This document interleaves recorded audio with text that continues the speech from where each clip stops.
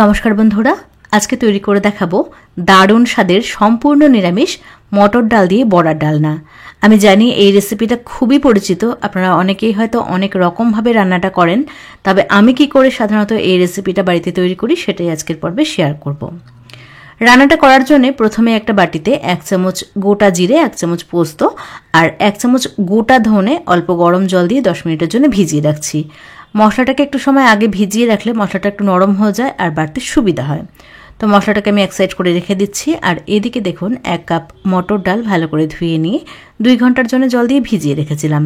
ডালটা খুব ভালো করে ভিজে গেছে, ডালের জলটাকে ছেঁকে ফেলে দিয়ে ডালটাকে আমি পরিষ্কার করে ধুয়ে নিয়েছি। এবার ডালটাকে বেটে নেব। তো বাটার জন্য মিক্সির জারের মধ্যে নিয়ে নিচ্ছি। আমি মিক্সিতে বাটছি, আপনারা চাইলে কিন্তু শিলপাটাতেও বাটতে পারেন।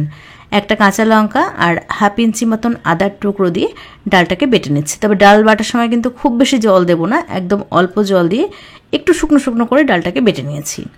এবার ডালের মধ্যে দিয়ে দিচ্ছি সামান্য পরিমাণে একটুখানি হিং আর একটুখানি কালো জিরে। হিং, কালো জিরে এইসব দিলে বড়ার টেস্ট কিন্তু দ্বিগুণ হয়ে যায়। খুবই সামান্য পরিমাণে একটুখানি হলুদ দিলাম আর দিয়ে দিচ্ছি স্বাদ অনুযায়ী নুন। আর কিছু দেব না, সম্পূর্ণ নিরামিষভাবে রান্নাটা করব।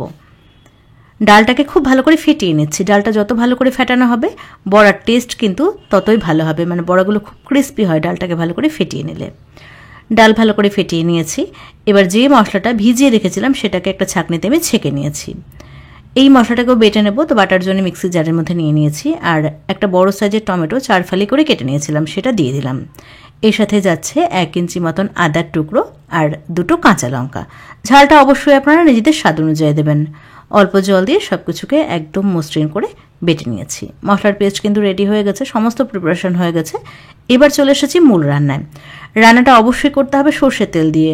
এইসব রান্না কিন্তু সর্ষের তেল দিয়ে করলেই ভালো হয়।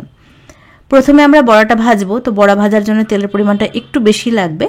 তো কড়াইতে 3 টেবিল চামচ মতন সর্ষের তেল খুব ভালো করে গরম করে নিয়ে গ্যাসের আঁচ মিডিয়ামে করে তারপরে বড়াগুলোকে আমি ভেজে নিচ্ছি। অবশ্যই তেলটাকে খুব ভালো করে গরম করে নিতে হবে, তারপরে মিডিয়াম আঁচে বড়াগুলোকে ভাজতে হবে।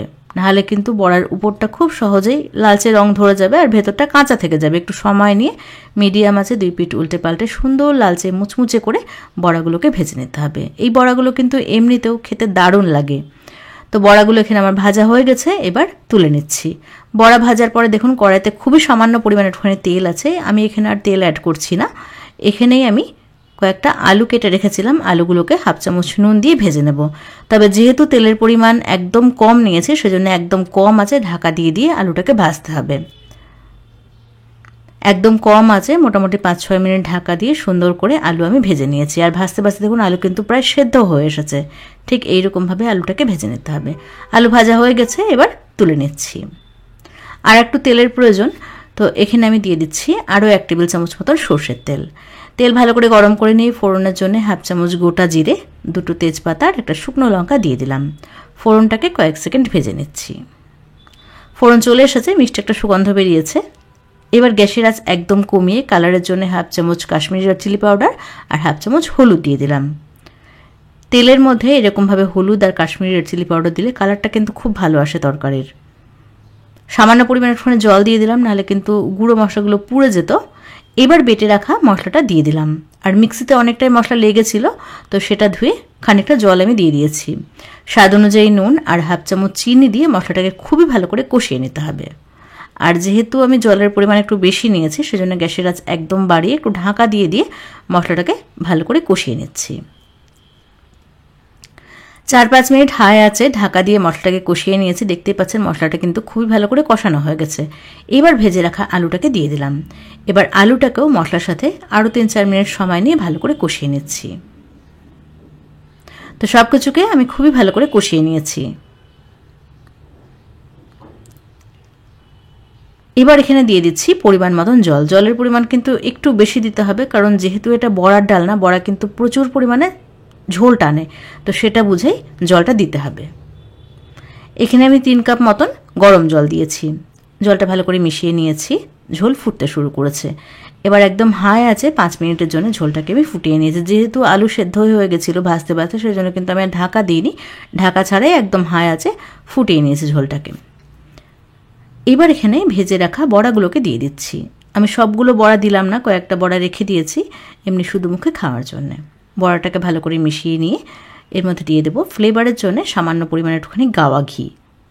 গরম মশলা আমি দিচ্ছি না, গরম মশলা দিলে আমার মনে হয় বড়ার ফ্লেভারটা একটু কমে যাবে, সেজন্য একটুখানি ঘি মিশিয়ে নিলাম। ঘিটাকে মিশিয়ে নিয়ে একদম হাই আছে 3-4 মিনিটের জন্য বড়াগুলোকে ঝোলের সাথে ফুটিয়ে নিয়েছি। ঝোলের সমস্ত ফ্লেভার কিন্তু বড়ার মধ্যে ঢুকে গেছে। ব্যাস তৈরি হয়ে গেল দারুণ স্বাদের মটর ডাল দিয়ে বড়ার ডালনা। খেতে এটা অপূর্ব লাগে গরম গরম ভাতের সাথে। তো কেমন লাগলো আজকের রেসিপি সেটা অবশ্যই কমেন্টস করে জানাবেন। ভিডিও ভালো লাগলে একটা লাইক করবেন আর চ্যানেলটাকে সাবস্ক্রাইব করবেন।